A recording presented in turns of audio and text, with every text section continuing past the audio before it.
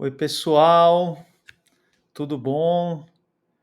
Estou aqui para mais um podcast Raízes da Inovação. Muito feliz. Estou com meu amigo Renato Sertório, grande amigo. Tudo bem, Renato? Oi, Paulo, tudo bem? Tudo ótimo? Maravilha, um prazer estar com você aqui, cara. Boa. Bom, prazer é meu estar aqui, né? Como entusiasta do projeto, né? Do Innovation Roots. Adoro ler os artigos, acompanhar tudo que você traz de novo, né? De métodos, de olhares. Então, pô, muito feliz de estar aqui falar um pouco de future thinking, de foresight, enfim, então colaborar um pouquinho com Innovation Roots também. Acho que é uma iniciativa, cara, muito importante sua de trazer novas visões de mundo, né? A gente está precisando de muita transformação. Prazerzaço ter você aqui com a gente, Renato. Para quem não conhece, Innovation Roots é uma plataforma de pesquisa, experimentação, conhecimento, educação, que busca trazer luz e reflexão e ação também, por que não, para a questão da transição que nós estamos vivendo, né, de negócios mais conscientes, liderança regenerativa. Então a gente tem aí na tela o nosso site, o innovation-roots.com. Quem quiser acessar, pode assinar a newsletter. A gente tem artigos, não vou dizer semanais, mas quase que semanais, mas sempre tem novos artigos, novas reflexões. A gente faz também quase que mensalmente aqui esses episódios de podcasts que se chama Raízes da Inovação, está na sua segunda temporada. O projeto fez 1 ano agora em junho, final de junho. Então você é o primeiro representante aí, o primeiro convidado após esse primeiro aniversário, viu, Renato? Muito prazer estar com você aqui, meu. E tem o culpado da gente ter se conhecido, né? Eu vou falar aqui o nome dele, porque o culpado é o Ramon Oliveira, né? O Ramon, o grande Ramon, também deixar um abraço para ele. Verdade. É isso aí, né? Um projeto muito legal que o Ramon tem, né? Para falar de gestão de projetos, né, inovar também na gestão de projetos para o mercado publicitário, falar cultura de gestão, tal. Então, muitas iniciativas de educação lá, né? Lá onde a gente se conheceu e essa conexão está gerando ótimos frutos aí. Então, vamos, vamos conversar um pouco mais. Então, salve para o Ramon aí, Oliveira, do Instituto Mestre GP, que é um instituto incrível, trabalha com os pilares de gestão de projetos, gestão de pessoas, gestão estratégica, tudo que tem relação com cultura de gestão e também promovendo aí muita transformação no mercado de marketing, publicidade. Renato, eu vou começar te apresentando aqui para a nossa audiência, para quem está nos assistindo. Nós estamos ao vivo no LinkedIn, estamos ao vivo também no Instagram do Innovation Roots. A gente vai deixar esse episódio gravado. Assim que ele finalizar, a gente publica no YouTube e posteriormente também no nosso Spotify. Então, assim, dá para acessar esse conteúdo aí de N maneiras, em qualquer tempo. Está gravando e a gente vai disponibilizar essa conversa na íntegra. Depois também a gente transforma isso em artigo, em pílulas aí para as pessoas poderem ter esse contato, né? Então, vou apresentar, sem mais delongas, aqui o Renato. O Renato Sertório, ele é consultor de Futures Thinking e Strategic Foresight. Ele é fundador da Futures Nova, uma consultoria nesse segmento. O Renato tem mais de 20 anos de experiência em inovação e design estratégico. Ele já atuou em várias empresas, como Raia Drogasil, Tivit, e também em agências de publicidade, sempre nessa fronteira, na união de estratégia e inovação, abordando metodologias de design thinking, service design e futures thinking, sempre nessa pegada de auxiliar as organizações a navegarem por essa complexidade, por toda a velocidade que as inovações do nosso tempo estão provocando. O Renato, ele cursou aí várias formações em instituições como a Causpilot da Dinamarca, tem certificação no Institute for the Future nos Estados Unidos e também no Copenhagen Institute for Future Studies na Dinamarca. E além disso, o Renato também é docente, dá aula corriqueiramente, já foi professor da Miami Ed School, do SENAC e também no Instituto Mestre GP, do saudoso Ramon Oliveira, que a gente falou agorinha. Então, realmente um cara incrível, com muita bagagem, muita experiência e faixa preta aí no assunto, quando a gente fala de inovação, futuro, design estratégico, design de futuros. E, Renato, eu vou começar perguntando, porque a gente tem uma sopa de letrinhas e uma sopa de termos aí, que são muitos deles em inglês, né? E eu acho legal a gente começar traduzindo, explicando esses termos, né? São várias expressões que aparecem quando a gente fala de futuro. Então, para localizar a nossa audiência, se você puder explicar para a gente o que é Futures Thinking, o que é Futures Studies, Futures Literacy e Strategic Foresight, e assim por diante, né? Vamos abrir com essa pergunta aqui meio glossário, né? E dá uma explicada para a gente. Boa. Bom, obrigado, Paulo, pela apresentação. Eu me considero muito acho que um tradutor, né, entre os problemas, oportunidades de negócio e soluções, né? Então, acho que ao longo da minha carreira eu fui tentando achar caminhos, né, e formas de trabalho, né, e métodos que pudessem me ajudar a resolver a complexidade dos problemas atuais, do mundo atual, e principalmente me conectar com o novo, né? Como é que a gente pode realmente criar coisas novas, enfim, em busca de soluções melhores, né, para as empresas e obviamente, para o mundo de uma forma geral. O tema de futurismo, né, ou de future thinking, ele é um tema relativamente novo, né? Vou falar, ele não é tão novo assim, mas eu acho que ele tem ganhado muita força aí nos últimos anos. E eu acho importante, né, essa tua pergunta de início para justamente, como você falou, né, esclarecer um pouco o que é cada uma dessas coisas, né, para que as pessoas possam primeiro compreender de uma forma melhor e depois, né, quem quiser mergulhar mais nesse mundo ou contratar um tipo de serviço, entender quais são os pontos e caminhos, né? Então, geralmente quando a gente fala de future thinking, ele é o termo mais amplo, né? Ele é um termo que ele abrange tudo que é pensar e planejar futuro. Então, todos os métodos, as habilidades, as iniciativas. Então, o future thinking, digamos que é a expressão mais ampla que conecta com pensar, né, e planejar e pensar com futuros.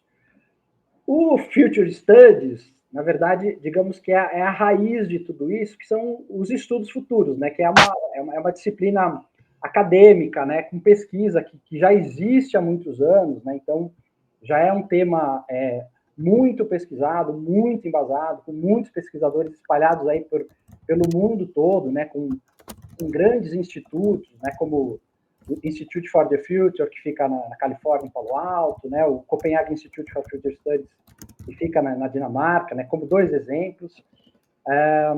Enfim, então, é da onde vem, digamos, todo o pensamento, métodos, metodologias e técnicas que a gente usa nos trabalhos de pensar futuros, né? E o foresight, né, ou o foresight estratégico, ele é justamente a metodologia aplicada para o planejamento estratégico, né? Para a gente fala, para que a gente possa auxiliar, né, as pessoas, as empresas, os governos a tomar melhores decisões no futuro, conectadas, melhores decisões no presente, conectadas com o futuro. Então, o foresight estratégico corporativo, né, porque o foresight, inclusive, ele é aplicado, como eu disse, para governos, para uma série de iniciativas, né, que não só no mundo corporativo, né, mas ele tem essa função de trabalhar o planejamento com visão do futuro e também, né, dentro do Foresight, é que existem as metodologias que, em geral, são mais conhecidas, que a gente, às vezes, está mais acostumado a ver, né, a ouvir falar, como a questão das tendências, né, que é o que a gente vê muito, embora eu não trabalhe com tendências exatamente, meu trabalho é um pouco diferente, mas, enfim, tendências é um dos exemplos, mas o escaneamento de horizontes, future map, enfim, tem uma série de métodos que você usa para o Foresight, né? Que é, né, a Futures Nova, ela trabalha diretamente com o Future Thinking, mas muito ligada ao Foresight estratégico para promover essa mudança, né, gerar um novo para as empresas.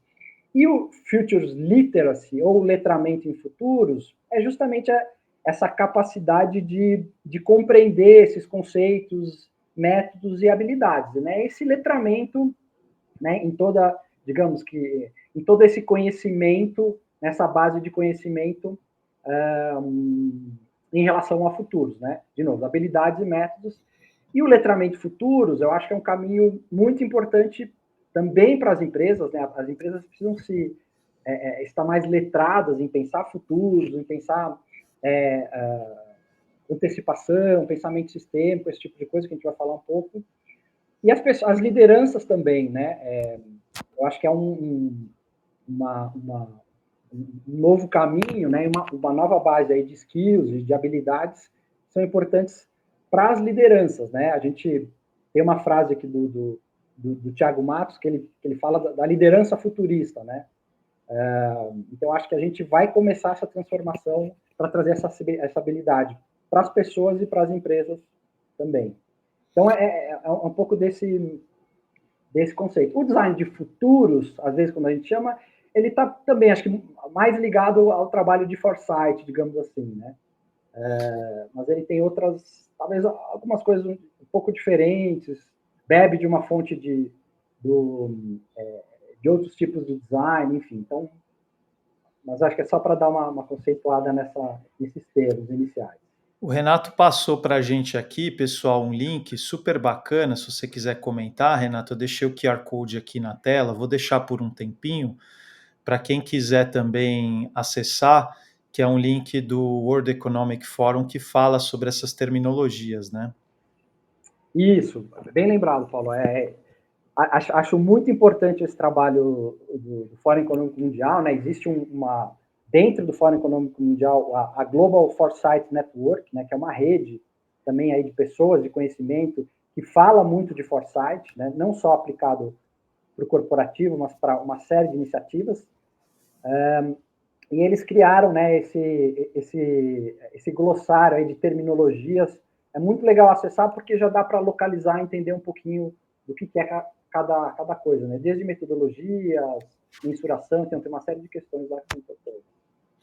Muito bacana. Eu vou também colocar aqui já nos comentários do LinkedIn, para quem não tem acesso no QR Code, está por celular, poder também acessar. Mas enquanto isso, eu vou te trazer uma outra pergunta, Renato. Então, assim, a gente colocou aqui no subtítulo da nossa live, né, que a inovação precisa de novos pontos de partida.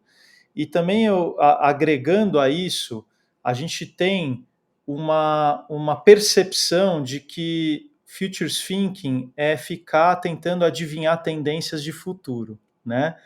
Então, quando a gente tem esses dois conceitos, né, que a inovação precisa de novos pontos de partida, essa percepção já consolidada de futuristas, né, no geral, qual que é a tua observação, como que você entende essa mentalidade que hoje, na verdade, aprisiona as organizações, as empresas, os profissionais no presente, no modo sobrevivência que impede a inovação? Porque eu vejo que existe uma distância entre as tendências, eventualmente, que são apontadas lá no South by Southwest pela M-Web, né, aquela surra de tendências, de alta tecnologia, de coisas que estão acontecendo, e com o que realmente as empresas estão precisando agora, né, fica aquele paradigma, né, pô, eu preciso sobreviver hoje, eu estou vendo um monte de coisa acontecendo, então eu me sinto preso nessa nessa mentalidade que eu não sei para onde ir. Então, quais são esses novos pontos de partida? Como que você enxerga isso? Boa. Olha, justamente, né, eu acho que hoje o tema do futurismo, né, ele tem, assim como muitos temas novos, ele tem uma nuvem, né? Então tem muita confusão em relação a isso, ao que é esse trabalho e tal. Por isso que eu acho, né, importante, logo de início, a gente falar de base, né, científica e metodológica para isso. Então, o que eu digo, né, que ser um futurista hoje é alguém que tem, né, essa capacidade, o conhecimento desse tipo de pensamento e de metodologias, e que, obviamente, você consiga aplicar isso, né, num contexto, vamos falar aqui, obviamente, um contexto, né, para uma empresa, que eu realmente ajude, né, no planejamento estratégico dessa empresa, para criar um produto novo, uma nova fonte de receita, ou para a empresa se redesenhar, né, mas não mais a partir do que a gente tem no presente, né? Então, essa é uma primeira quebra de paradigma muito importante que o Future Thinking e o trabalho de Foresight ele traz, que é justamente eu não mais pensar a partir do presente, mas como é que eu consigo entender quais são as oportunidades e cenários, né, que se apresentam para aquela empresa no futuro, né? Então, dentro da metodologia, o que a gente chama fazer uma leitura de quais são os sinais de futuro possíveis para aquela empresa, né? Poder captar, fazer uma leitura desses sinais, e também aí existem metodologias, né, um pouco diferentes, sinais de futuro, drivers of change, enfim, e a partir da análise desses sinais, você conseguir consolidar, né, num desenho de cenários, ou num trabalho de uma visão, ou, né, como vai muito da minha metodologia, criar o que são essas pós-categorias, né, de oportunidades que não se revelaram ainda completamente, né, a partir dos sinais, mas que a gente entende que são oportunidades para uma determinada empresa, para ela, né, para ela poder seguir. E aí a gente começa, né, então, primeiro a entender que não pensar a partir das dores atuais da empresa, né, e sim a partir das oportunidades, então isso já é uma mudança muito grande. E eu começo a entender também que o futuro, né, a gente nunca usa o futuro no singular, né? Quando eu olho para sinais, eu começo a entender que o futuro, para qualquer empresa, ele é muito variado, ele é múltiplo, né? Ele é diverso, né? Então, a gente nunca usa a palavra futuro no plural. O futuro da alimentação vai ser um só, né? O futuro da alimentação vai ser o veganismo. Não, o futuro da alimentação vai ser o veganismo, vai ser uma série de outras coisas que vão acontecer, talvez em tempos diferentes, mas que vão acontecer. Então, é, a gente entende que o futuro ele é múltiplo, ele é plural, né? Ele não é fatalista também, porque a gente também geralmente tem uma visão muito fatalística ou determinística, né, como eu disse, o futuro, que é o que a gente está acostumado a ver, né, as expressões ou os artigos de muita gente que se diz futurista, fala, o futuro da IA vai ser tal coisa. Quando a gente vê, né, qualquer previsão nesse sentido, a gente já entende que isso, né, enfim, não tem nenhuma base. Isso aí é um achismo que, né, qualquer um pode falar e, obviamente, você não vai correr o risco de seguir uma coisa dessa para um trabalho de foresight da tua empresa. E aí, quando a gente faz essa leitura e análise dos sinais, determina os caminhos, aí entra, né, acho que também uma metodologia que é bastante conhecida, que é justamente fazer o future back, né, ou backcasting. Então, a partir dessa análise dos sinais, aí sim eu volto para o presente, né, a partir dos direcionamentos que eu tenho do futuro, para atuar no presente. Então, o trabalho de future thinking, de foresight estratégico, não é um trabalho que eu vou fazer agora e vou começar a atuar daqui a 3 anos, a 5 anos ou 10 anos. Não, ele é um trabalho para eu entender quais são as possibilidades e entender, aterrizar isso no momento presente, para eu tomar melhores decisões no presente. O que isso causa? Né? O que a gente fala, a gente traz uma característica muito importante que é sair do reativo, né, e pensar nas estratégias de antecipação. Né? Como é que eu consigo me preparar e me antecipar para os futuros que já estão acontecendo? Né? Então a gente fala muito isso e mostra, né, através dos sinais, análise de sinais, dizer hoje, para qualquer empresa, já tem futuros em andamento para aquela empresa. Né? E aí, conectando com a segunda parte da tua pergunta, você falou, né, das empresas estarem presas no presente. Então, a gente já está entendendo, né, depois eu acho que de décadas, né, de disrupção acontecendo, que essa velocidade das mudanças, ela é cada vez mais rápida, cada vez mais radical, né? A gente fala que o futuro está chegando antes do tempo, né? Então, não adianta mais eu tentar só esticar o presente, né? Ou trabalhar iniciativas que são só de otimização, de melhorias, e achar que isso é o que vai me dar perenidade, vai me dar continuidade no negócio. Né? Então, hoje, até então, eu diria que a transformação digital, a inovação, ela acabou se resumindo muito a isso. Então, agora a gente está entrando, digamos que uma nova era de falar assim, caramba, como é que eu posso retomar, né, trazer de volta a imaginação para as empresas, né, definir uma visão para que eu consiga definir essas estratégias de antecipação. Então, se eu consigo olhar para os sinais, né, tomar ações, né, definir iniciativas que já vão me apontando para futuros possíveis, né, eu fico menos suscetível a mudanças ou disrupções que já estão acontecendo. Né? Então, enfim, um exemplo que a gente acaba falando muito, fala, putz, o Ozempic, né, impactou a indústria da alimentação, né? A gente vê aí as notícias, né, das grandes indústrias de alimentação, tá, como elas foram afetadas. Mas eu falo, pô, o Ozempic, ele, há quantos anos ele já está sendo desenvolvido? Né? Então já era um sinal, né, que isso ia acontecer. Claro que ela não é uma mudança. O Ozempic não é uma iniciativa da indústria de alimentação, mas que foi uma tecnologia nova que transversalmente afetou, né, diretamente aquela empresa e tal. E isso a gente tem acontecendo hoje para qualquer empresa em todas as escalas. Né?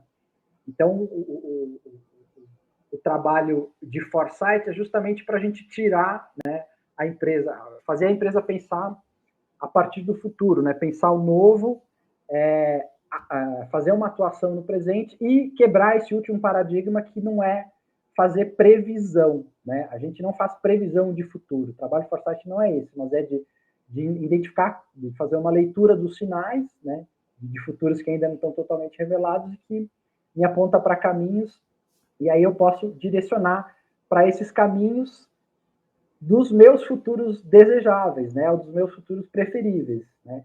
Ou seja, eu não ficar à mercê de mudanças, e sim eu, né, existe essa expressão, o futuro é a gente que faz. Esse é um mito que é verdadeiro. Então, eu preciso imaginar e apontar para criar esse meu futuro. Ô, Renato, isso é interessante que você está falando, né? Porque é um verdadeiro dilema, né, da inovação. Você apontou a questão da inovação incremental, né? Então a gente vai sempre otimizando, evoluindo, melhorando para conseguir manter a operação, a empresa, as vendas, o negócio, o que quer que seja de pé. Então passa por uma mentalidade de sustentação daquilo que já foi criado e já existe.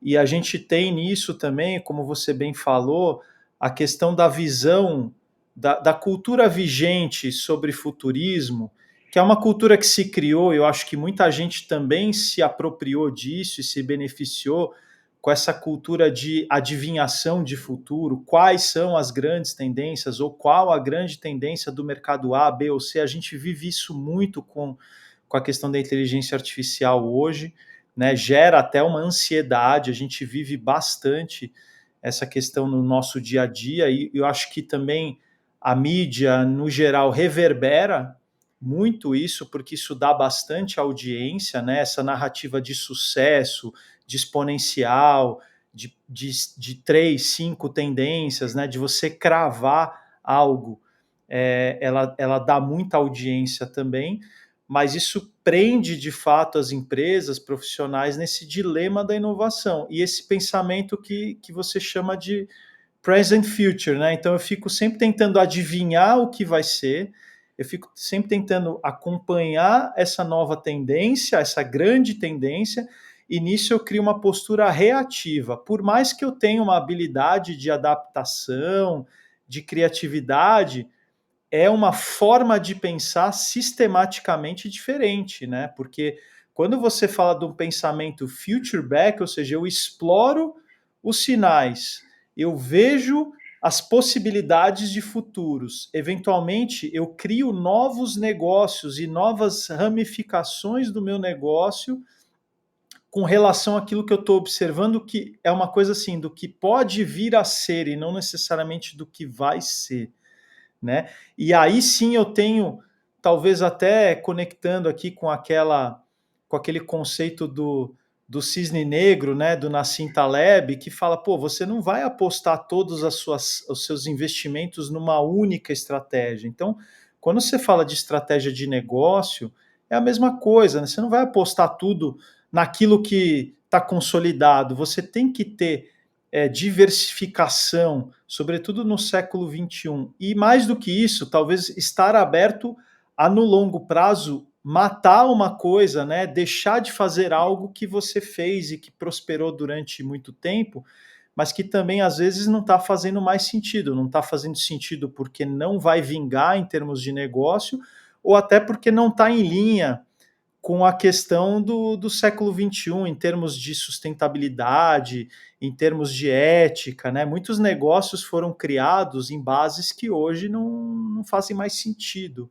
né? Então, eu acho muito importante isso que você está dizendo, porque, assim, é um grande dilema que a gente vive. Não sei se você quer fazer algum comentário antes de eu partir para a próxima a respeito disso. Não, realmente, né? Então, em relação a esse dilema, né, tem, inclusive, um livro muito legal que chama Lead from the Future, né, do Mark Johnson, que ele explora muito essa questão do dilema da inovação, né, de falar assim, a gente vive essa ilusão de que a gente pode ficar incrementando, otimizando o produto, achando que ele vai ser perene e tal. Eu acho que isso a gente, né, de fato, já foi fazendo nos últimos 10 anos, com transformação digital, com um monte de coisa acontecendo.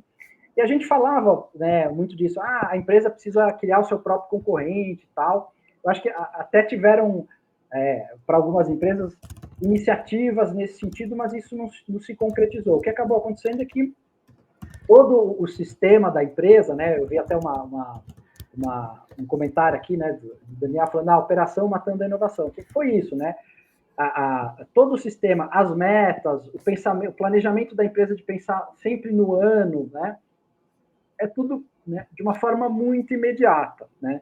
O que a gente já está vendo? Que isso já não está mais funcionando, porque, né, lógico, estou generalizando, mas em um grau mais forte ou mais fraco, as empresas elas já estão sentindo, né, essas mudanças e às vezes radicais de ameaças de plataformas, de tecnologias que, ou como você falou, né, mudanças que a gente sabe que já estão acontecendo em relação, né, a pensar o mundo realmente como um sistema, né, de regeneração, cara, isso vai acontecer e está acontecendo de uma forma cada vez mais rápida. Então, eu preciso ter novas ferramentas, né? Eu acho que o Future Thinking, né, e o Foresight, ele se apresenta, por isso que agora ele ganha muita força, porque ele se apresenta como uma ferramenta nova para falar o seguinte, ó, como é que então eu consigo, né?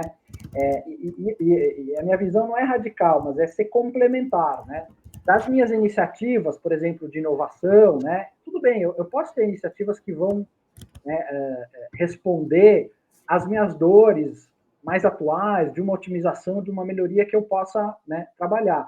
Mas, ao mesmo tempo, eu preciso ter um pensamento que já comece a abrir uma visão que ela seja um pouco mais a longo prazo, que, inclusive, ela vai influenciar muito de como a empresa, né, vai começar a operar, né, no presente, né, como eu já disse. Então, a gente precisa, naturalmente, as empresas estão entendendo, cara, eu preciso abrir esse espaço para pensar nas possibilidades de futuro, porque, né, numa situação mais radical, o que acontece é, pô, chega, né, um player novo, com uma tecnologia nova, de algo que já estava acontecendo, e ele, né, ele disrupta literalmente aquele mercado, né, aquela empresa, ou ele vai fazendo isso devagar ou rápido. Então, o pensar o futuro, ele te dá condição também para você criar dentro da empresa, né, abrir esse canal de divisão até determinar um investimento para que aquilo seja pensado, né, não só para responder a dor atual. Acho que é um pouco esse caminho. Ô Renato, e aí, emendando, você trouxe para mim essa frase que a gente até usou na divulgação da nossa live, né, da Rebecca Solnit, que ela fala que o futuro, sendo desconhecido, é um terreno fértil para a imaginação e ação. Né, que ela, acho que essa frase resume bem aí o conceito de otimismo, né, que a gente quer explorar nesse espaço de hoje, né? Então, assim, como que a gente pode cultivar esse otimismo? Como que a gente pode cultivar essa alfabetização de futuros ou futures literacy, né, como é em inglês, e usar de fato a imaginação como uma ferramenta estratégica para o nosso dia a dia, em qualquer área, né, qualquer profissional, qualquer segmento. Boa. Esse eu acho que é um dos aspectos também que são muito fascinante, né, em relação ao pensar futuros, né? Principalmente o Institute for the Future, acho que ele tem uma visão, né, de que esse letramento de futuros ele precisa ser um tema de utilidade pública, né? Porque quanto mais a gente tem essa capacidade, né, de poder imaginar possibilidades de futuros, né, e principalmente, eu acho que sair de uma visão que está estabelecida, que, enfim, foi criada, né, ao longo dos anos por uma série de fatores, né, tudo que a gente vê hoje em relação ao futuro, principalmente, né, a ficção científica, ela colaborou muito para a gente ter um olhar distópico, de desgraça, né? Tudo que a gente olha, fala, o futuro, putz, o futuro, né? A gente tem pouca esperança em relação ao futuro, né? Acho que pintaram uma imagem de que o futuro vai ser uma grande distopia de um mundo devastado, dominado pelos robôs, né? Que os robôs vão roubar o nosso emprego e tal. E o que significa isso? Que, né, justamente, a gente falta essa nossa capacidade, esse nosso letramento de olhar e falar assim, caramba, né? O futuro, ele é um campo novo de possibilidades que tudo pode acontecer, né? Então, os caminhos que vão acontecer, eles, como eu disse, eles são múltiplos. Então, se eu tenho essa capacidade de imaginar, né, de poder fazer leituras, né, e de me alimentar com isso, né, porque o comentário que você fez também. Muitas vezes, né, tudo que a gente lê tá relacionado a um futuro que é fatalístico. Né? Então, se eu consigo imaginar novas possibilidades, né, naturalmente, né, o meu cérebro e a minha sensação, ela já vai ser muito diferente em relação à visão que eu tenho hoje. Né? Então, naturalmente, ela já traz ali um mix, né, de desejo, de esperança e até de clareza e tranquilidade das possibilidades que podem acontecer. Então, imaginar o futuro, entender, né, ter a capacidade de ler melhor esses sinais, eles também me dão mais agência, né, no que diz respeito a como é que eu posso construir o meu futuro e não só ficar refém, né, de futuros de que vão ser determinados para mim, né? Ou para minha vida, ou para minha empresa. Então, acho que esse é um aspecto muito importante de pensar futuros, né? De trazer essa visão, como eu disse, que ela é uma visão que traz um otimismo, né? Em relação ao mundo, em relação às possibilidades. Quando a gente começa a olhar e ampliar o nosso repertório, né? em relação, mesmo às tecnologias, né, de tudo isso que está mudando, que está acontecendo, né, os trabalhos que a gente faz, a gente só, né, olha para muita coisa interessante, transformadora realmente que está acontecendo, e que são coisas muito positivas, né? E a tecnologia, ela não é nem boa, nem ruim, nem neutra, né? Então, eu preciso definir o que, que eu quero, né? Que visão de mundo que eu quero, e aí sim, como eu vou atuar. Então, a frase da Rebeca, eu acho que ela conecta com isso e conecta com essa visão da incerteza, né? Se a gente sabe que, né, que existe um túnel de escuridão, né? Como é que eu ilumino esse túnel, né? Ou seja, como é que eu consigo trazer visões de oportunidades e não visões fatalísticas do que vão acontecer. Então, é, eu acho que é um aspecto muito importante para trazer clareza, né? Não é para trazer certeza de nada, mas para trazer mais clareza, mais agência, né? Mais poder, mais agência em relação aos futuros que podem acontecer. Muitas vezes, né, existem algumas dinâmicas onde a gente fala de futuros, né, para a empresa, por exemplo, que a gente primeiro pergunta, né, fala, qual que é a tua, né, teu sentimento em relação ao futuro de determinado segmento, alguma coisa, né? Então você mede um pouco esse senso. Depois você apresenta os sinais e faz a pergunta de novo, né? Fatalmente existe uma mudança na percepção quando eu olho para, né, as possibilidades que são múltiplas, né? Que podem acontecer. Então, e eu acho que a gente está precisando muito disso hoje em dia, né? Voltar a ter essa capacidade de imaginar, né? Obviamente de imaginar a partir desses sinais, né? Não é uma imaginação ficcional simplesmente, ela está baseada, né, em fatos concretos, né? Os sinais são fatos concretos, né? Existem metodologias diferentes, mas eles se baseiam muito nisso. E aí eu consigo, né, a partir disso, imaginar possibilidades de cenários que vão acontecer e, como eu disse, me preparar. Então, acho que isso acho que traz um conforto, né, e um domínio, né, um empoderamento muito importante para as empresas e para as pessoas. Isso acho que é muito transformador. Sensacional. Quero convidar as pessoas também que estão nos assistindo, nos ouvindo.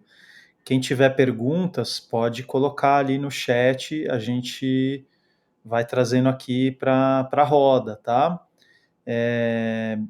Renato, você comentou muito dos sinais, né? Então, que o teu trabalho, a tua metodologia, ela parte muito desse mapeamento ou dessa investigação de sinais.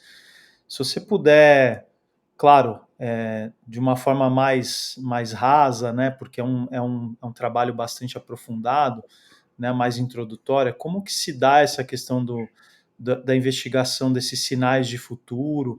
Como que você organiza isso dentro de um contexto, de uma organização, de um tema, de um desafio que te é apresentado? E também eu vou emendar duas perguntas em uma, né? Você falou de clareza ao invés de certeza, né? Então, assim, a gente tem hoje também um paradigma, uma cultura consolidada, onde as lideranças têm que ter certeza das decisões, não pode errar, tem que ter certeza. Né? E o Futures Thinking, ele propõe, na verdade, essa busca de perspectivas, né? Então, qual que é a diferença entre esses dois conceitos, né? Por que a perspectiva ela é mais valiosa do que a certeza e como que você trabalha com essa questão dos sinais de futuro? Tá. Eu acho que se definiu bem, né, essa diferença, né? Hoje a gente vive num mundo de incertezas e eu diria que já há muito tempo, né? Eu falo que aquelas definições de mundo BANI, VUCA e todos os acrônicos, elas já existem, sei lá, eu acho que há mais de 20 anos, né? Então, essa incerteza, de fato, ela já é uma constante há muito tempo. Então, não há como a gente fazer um trabalho que traga certeza sobre o que vai acontecer, né? A gente não tem Não tem como fazer isso, né? Esse milagre, ele não existe. Mas, justamente, o que a gente coloca, né, de novo, eu acho que isso traz como uma oportunidade para as empresas, né, esse despertar das próprias empresas, que as empresas já entenderam isso, já entenderam que essa é uma constante, que eu preciso mudar, e como eu falei, eu preciso, né, talvez descobrir novas ferramentas que me ajudem, né, se não a ter certeza, mas a ter mais clareza sobre essas possibilidades. Então, a gente consegue trazer, de fato, um conforto melhor, né, e uma agência melhor, né, não de ter uma agência, né, mas de agir no presente, conectado com aqueles futuros que eu quero ir construindo e, obviamente, ao longo do tempo, me atualizando para entender se aqueles caminhos, como é que eles estão acontecendo, como é que eles estão se consolidando, né? Então, de novo, não existe clareza, desculpa, não existe certeza, mas eu consigo, de fato, ter mais clareza e planejar melhor, como eu disse, né? Criar essas minhas ferramentas que vão pensar muito mais na antecipação do que na reação a partir dessa mudança, né, de mundo que vai acontecendo. Então, a questão dos sinais, né, dos drivers ou dos sinais, ela é muito importante porque, digamos que ela é muito a base, né, da pesquisa, digamos assim, ou de uma das etapas de um trabalho completo de foresight. Então, é justamente você conseguir fazer essa leitura, né? Existem formas diferentes, como eu disse, de métodos diferentes, né? Um método que eu acho que eu acabo seguindo mais, né, e tem uma atualização e uma visão muito importante, é o método da Aerolito, né? Eles têm lá um método que chama Três Ondas, que é um método criado aqui no Brasil, né? Pela empresa do Thiago Matos, que eu já falei, né? Muito da liderança lá do Iago, que é um pesquisador, e que é um método que foi, né? Eu acho que se adaptando, né? Obviamente com as bases do pensamento de futuros, mas foi se adaptando para um contexto que é olhar justamente para os sinais e buscar identificar em novas tecnologias, pesquisas, iniciativas de empresas, startups, coisas que de fato já são reais e que já estão acontecendo, né? E que, a partir de uma análise, né, elas possam indicar caminhos de crescimento, né, e de oportunidades para as empresas. Então, esses sinais, né, o que a gente fala é que eles mostram futuros que ainda não estão completamente revelados, né? Então, por exemplo, muitas empresas que a gente pesquisa ou que eu vi há um ano atrás, por exemplo, e eu estou agora fazendo um novo trabalho, eu vou olhar para aquele sinal, muitas vezes aquela empresa, ela pode até já ter sumido, ela não existe mais, né? Ou, pelo contrário, ela já mudou o seu foco de atuação. Então, os sinais, eles são muito vivos, né? E eles não são, obviamente, identificadores para eu olhar para aquilo e dizer, se, se agora existe a carne de laboratório, quer dizer que eu preciso, como empresa de alimentação, preciso fazer carne de laboratório. Não, né? Não é para você seguir literalmente um sinal, mas você seguir o que quais são os caminhos que aquele sinal, né? Quais são os insights que aquele sinal vai te trazer. E isso é muito poderoso, né? Porque para as empresas, uma vez que eu consigo mapear os sinais e mostrar esses sinais para as empresas, né? A partir de uma lente, né? Ou de um recorte que a gente define junto com a empresa, né? O que vai ser esse trabalho de pesquisa, para onde eu vou olhar, para onde eu vou, a empresa entende que eu possa pesquisar e explorar. É muito forte quando uma empresa começa a olhar para os sinais, obviamente, né, uma curadoria para o segmento dele, e ele começa a perceber, falou, caramba, né, putz, olha, não tinha pensado nisso, isso já está sendo feito, olha que solução interessante, né? Os sinais, eles são organizados, né? Então, dentro dessa metodologia, a gente olha os sinais que estão mais próximos, na mesma categoria, em outras categorias, mas que afetam aquela empresa, ou sinais que são transversais, né? Por isso que essa metodologia da Aerolito chama Três Ondas. E Então, eles são forças muito poderosas, né, de indicação de caminhos e de insights. Claro que a gente também olha individualmente os sinais e eles vão gerando esses insights. Então, né, a partir dessa clusterização, né, em pós-categorias, depois a gente faz um trabalho, né, aí tem em formatos ou de fazer realmente uma facilitação para a gente poder co-criar com as lideranças das empresas, para que elas possam, né, absorver também esses conceitos, um pouco desses conceitos, dessa visão, aumentar o repertório delas, que isso também é fundamental.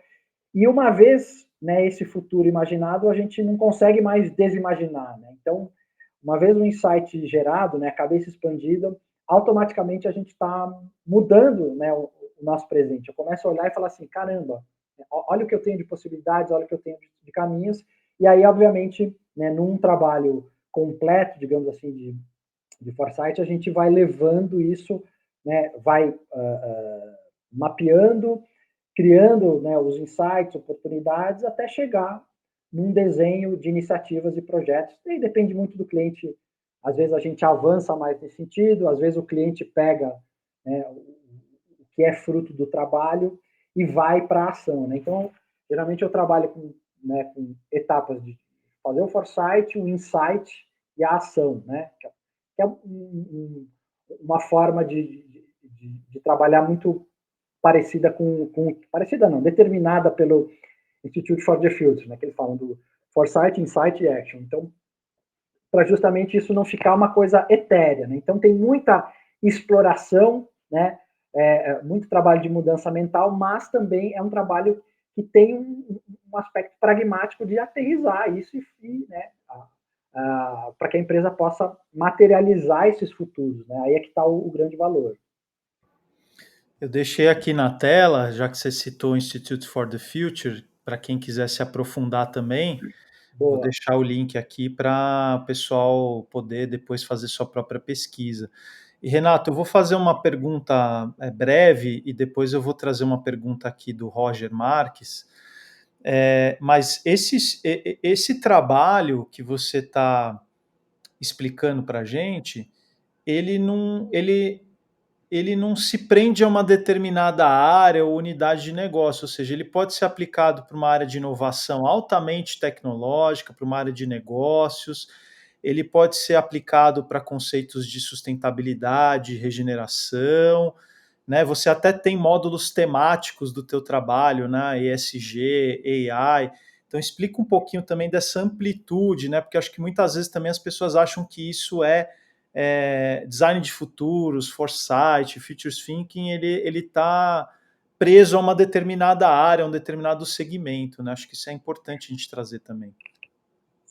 Sim, exato. Justamente, né, o meu trabalho, ele, né, eu acho que ele vem muito obviamente, do meu histórico de ter uma visão muito clara do negócio, né? Como é que eu me conecto com o negócio, com a estratégia das empresas, né? E a partir daí propor essas soluções, esses caminhos, essas oportunidades enfim, de crescimento, de diferenciação.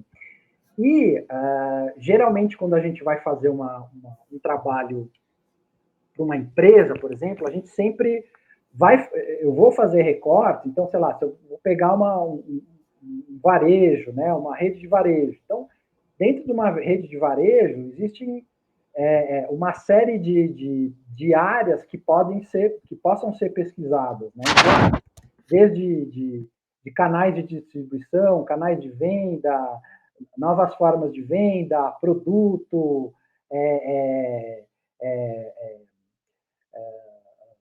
atendimento ao cliente, enfim, tem, né, uma série de áreas dentro da empresa que, obviamente, a gente define isso junto com a empresa, né? Então, a gente nunca faz um trabalho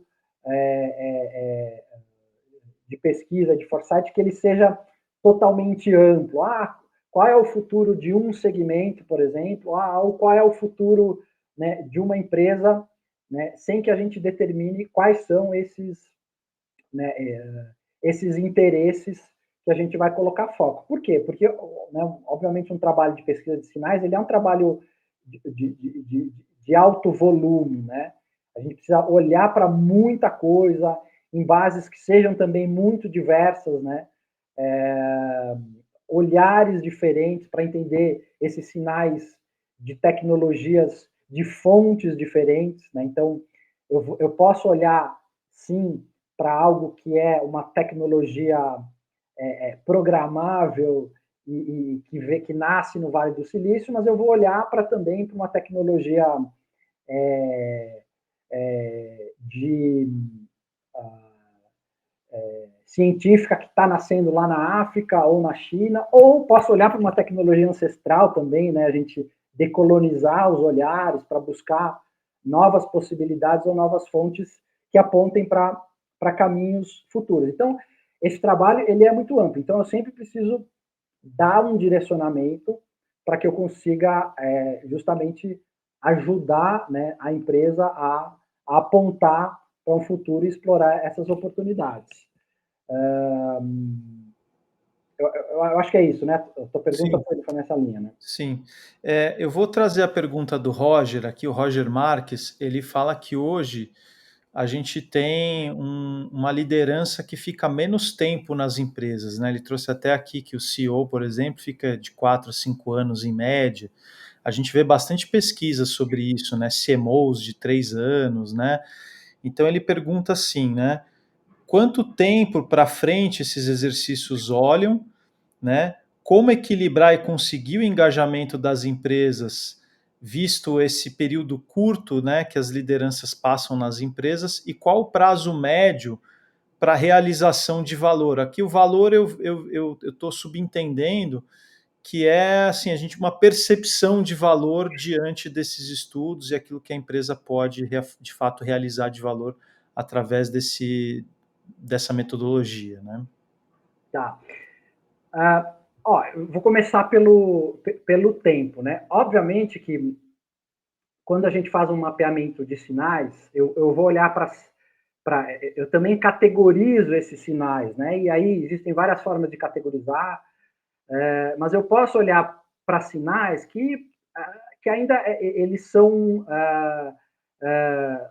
talvez mais fracos, né? Uma coisa que começou a acontecer, uma pesquisa que, né, esses dias eu vi, né, de criar uma célula que ela é animal e vegetal, que aí o animal também vai poder fazer uma fotossíntese, enfim, uma coisa que está começando a ser pesquisada numa tecnologia que ela esteja distante. Ao mesmo tempo, para o mesmo cliente, eu posso trazer um sinal de uma coisa que está acontecendo já agora, né? Então,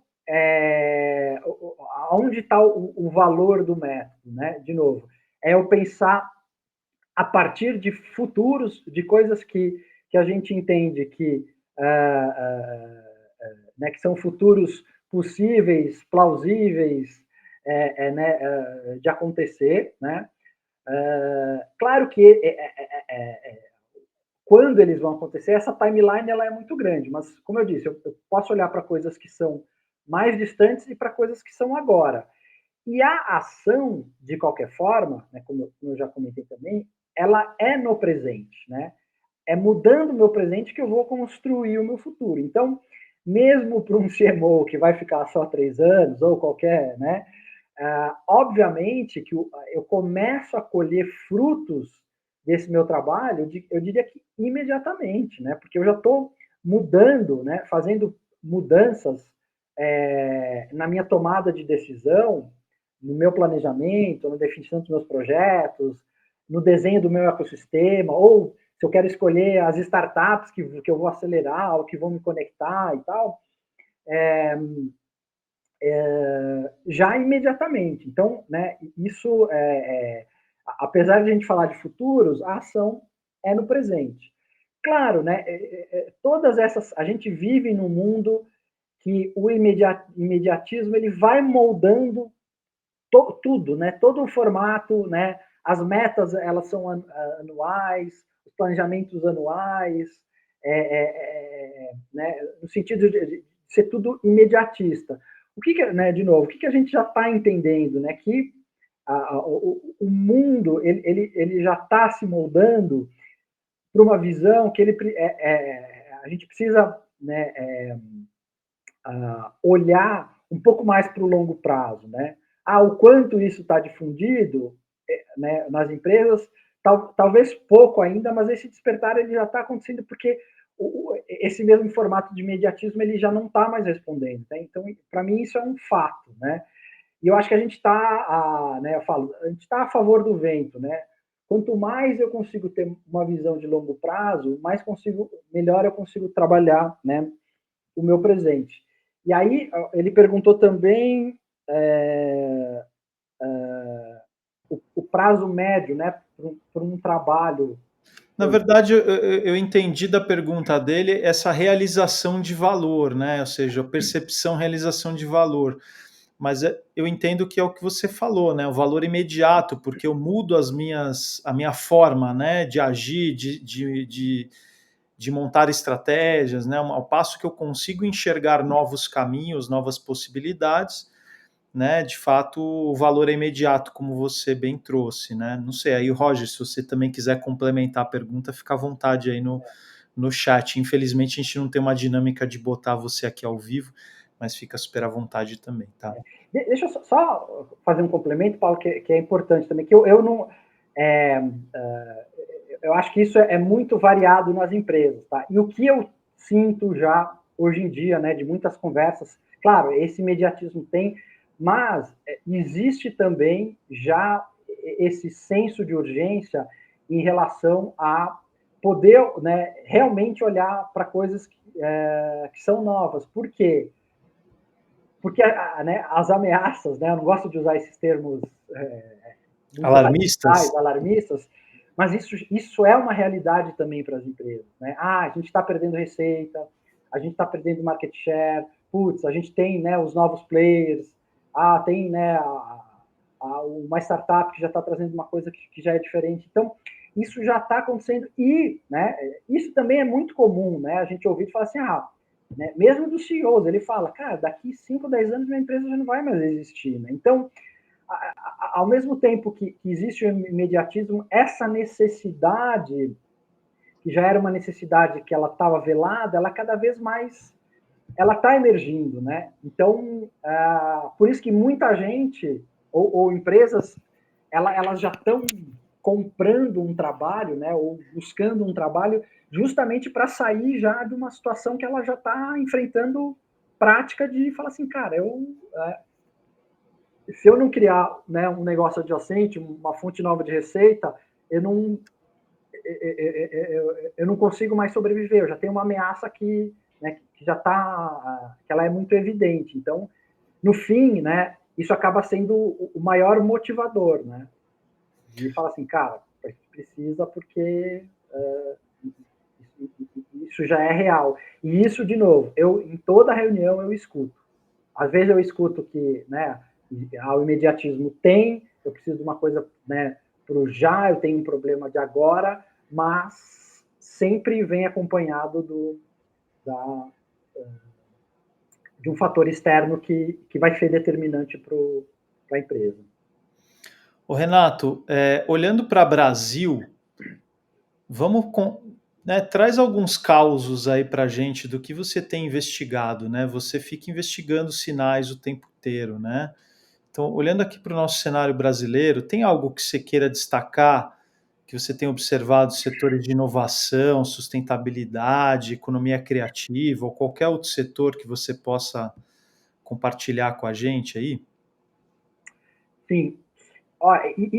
Essa pergunta ela é muito importante, Paulo, porque também é muito diferente quando eu mostro um sinal de uma coisa que está sendo feita, de novo, ou no Vale do Silício, ou na Europa, ou, sei lá, na China, né? Do que quando eu mostro alguma coisa que está sendo feita no Brasil, né? Ou seja, uma pesquisa ou, né, uma solução, uma nova tecnologia que está nascendo, uma startup e tal. Porque, claro, no fim, essa proximidade física, ela também aguça esse senso de urgência, né, e de falar, caramba, isso, né, é algo que está sendo feito já aqui no Brasil, porque às vezes a gente também fala assim, mas isso aí, até chegar no Brasil, né, muitas vezes a gente ouve isso. Então,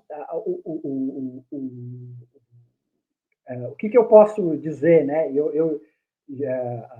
a partir da prática, né, a gente, aqui no Brasil, né, embora a gente ouça muito, às vezes o Brasil é pouco inovador e tal, mas a gente tem muita coisa importante acontecendo em todos os segmentos, né? Como eu disse, quando a gente começa a ampliar o nosso repertório, dá um foco, começa a ampliar o nosso repertório em saúde, no agro, em indústria, em logística, em atendimento, experiência do cliente, em serviço, enfim, em tudo, absolutamente tudo, né, a gente já tem muitos sinais importantes de transformação que já estão acontecendo no Brasil de características diferentes, sejam, né, com um olhar mais científico ou de tecnologias e de soluções que juntam outras tecnologias. Então, isso é uma, digamos que uma constante no trabalho, né? Acho que todos os segmentos que a gente, né, a gente já pesquisou aqui na Futures Nova, é, é, a, essa abundância de sinais, ela é muito evidente e de sinais que estão acontecendo no Brasil. E o que é melhor, e aí também falando um pouco do cenário das empresas, né, é que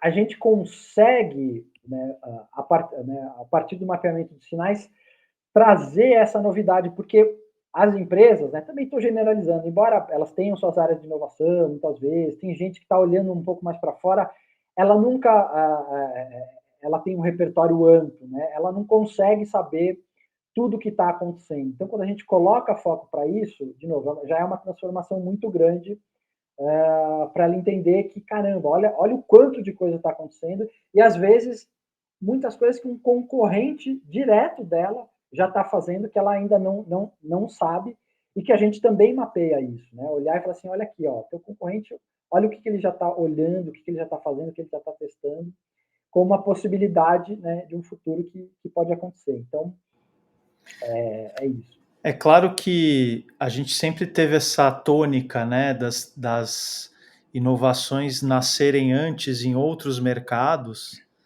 e depois chegar ao Brasil, né? Mas isso também, hoje em dia, essa fronteira ela tá menor ou ela deixa de existir. Você tem muito brasileiro trabalhando fora também, em outros mercados, tem muita troca, né? A gente mesmo aqui, pô, quanto de plataforma gringa a gente não está utilizando no nosso dia a dia e vice-versa, né? Então, assim, já essa distância ela está muito menor, né? Então, assim, essa coisa de não ficar olhando só para fora é muito importante, né? Eu vou trazer uma pergunta do Rodrigo Cuba. Ele traz uma pergunta bem interessante aqui, provocativa, reflexiva e bem ampla, né? Mas ele fala assim: diante dessa visão mais ecossistêmica dos agentes econômicos no mercado, como você enxerga a necessidade de coordenação estratégica e projetamento por parte do Estado, inclusive observando ou olhando para o possível cenário dessa destruição criativa ou dessa comoditização criativa pelo avanço da inteligência artificial? Legal, deixa eu só anotar. Pode tomar seu tempo aqui, se precisar, a gente repete, tá? Porque é uma pergunta bem interessante aqui. Tá, vou tentar talvez dividir um pouco, né? Mas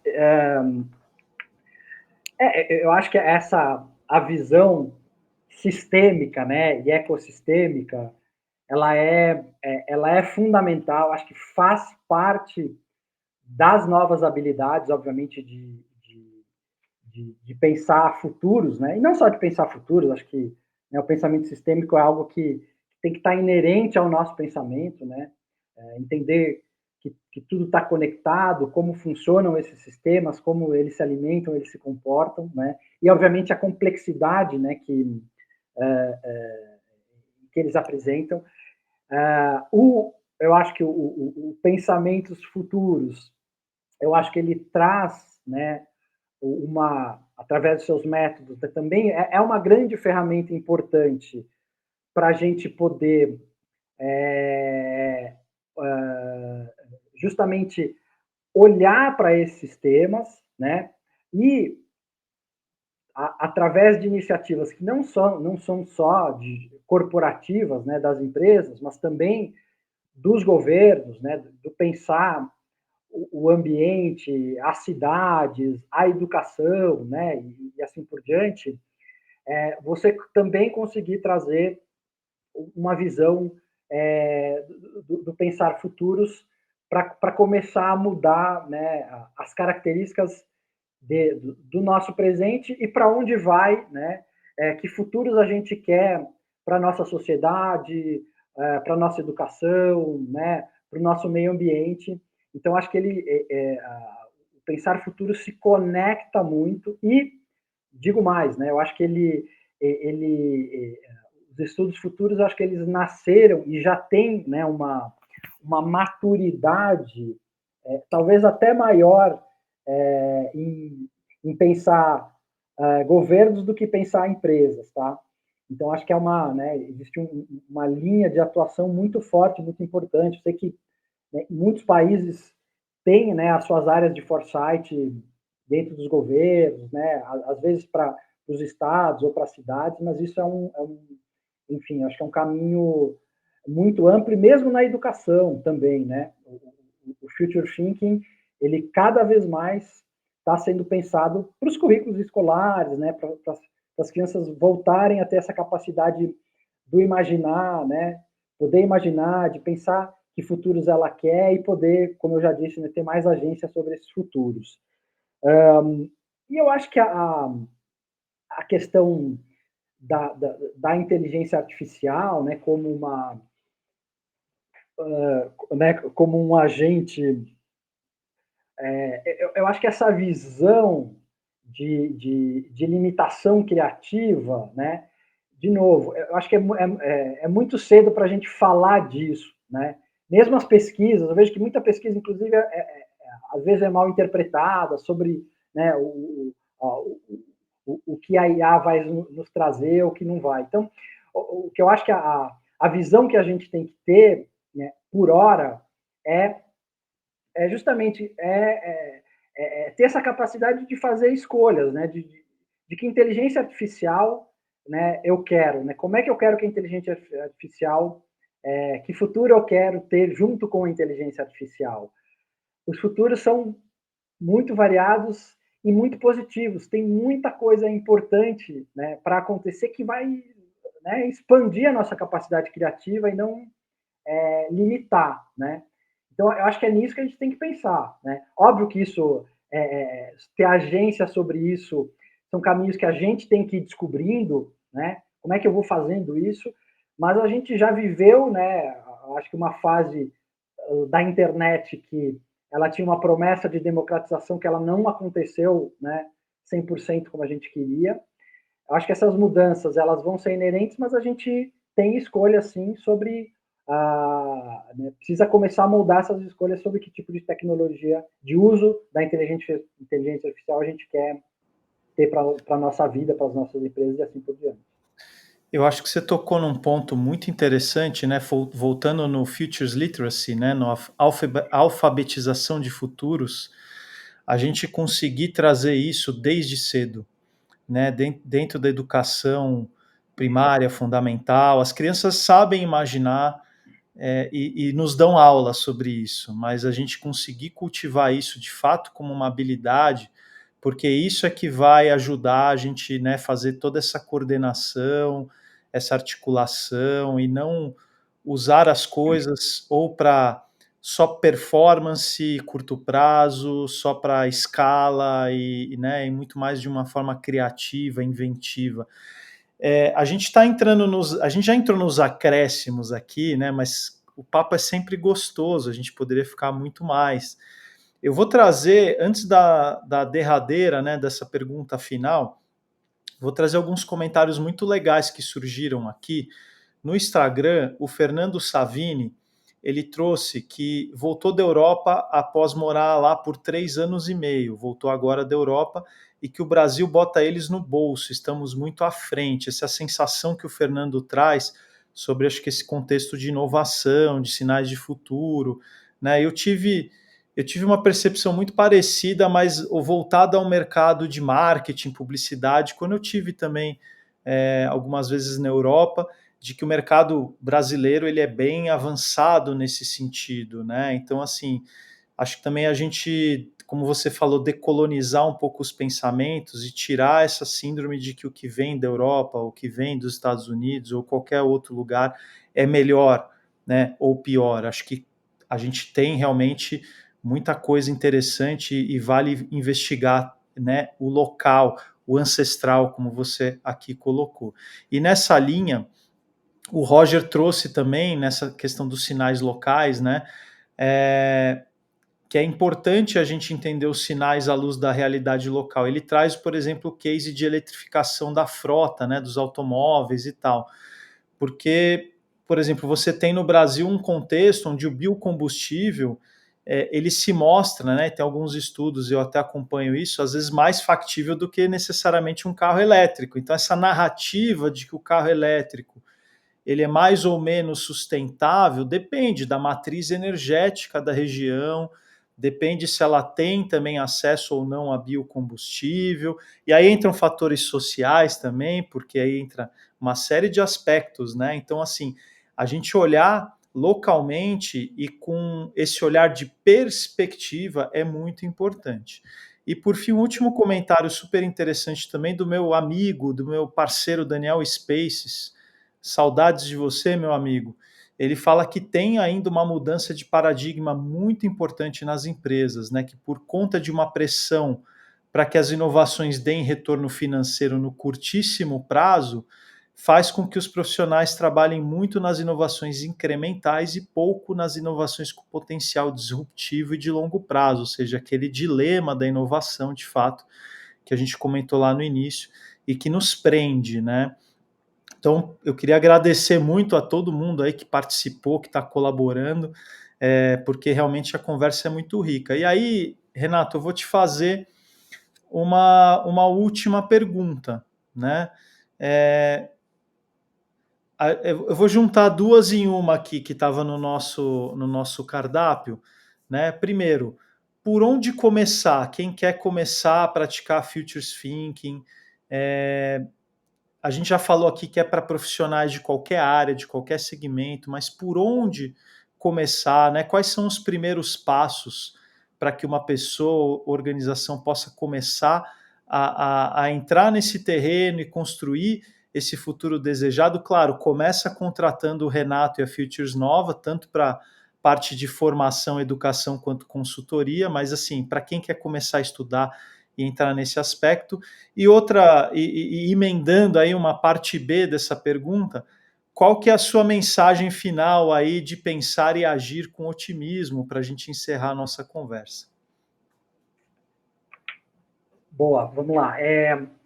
Eu acho que o começar, hoje a gente tem, você vê como uma coisa muito positiva, uma disponibilidade de informação, né, obviamente muito grande. Então, a gente compartilhou já aqui o Institute for the Future, né? Acho que pode compartilhar, Paulo, também o link do Copenhagen Institute for Future Studies, né? Então, eu acho que existem outras referências, mas talvez essas duas, elas são um começo para que, né, as pessoas possam começar a se inteirar um pouco dessa sopa de letrinhas, das iniciativas. Então, esses dois institutos, eles trabalham com educação, trabalham com conteúdo, trabalham com a parte de consultoria também, né? Tem os cursos lá, né? Como eu disse, e muitos cursos são online também, né? Eu já fiz cursos online. Eu acho que para começar é se inteirar sobre o assunto, começar a ler, entender, colocar um senso crítico, né, sobre isso. Acho que é muito importante sair dessa nuvem que existe em relação ao futurismo e depois entender como é que isso vai conectando, né, na realidade de cada um, na empresa de cada um. para poder começar a entender como eu vou aplicando isso, né?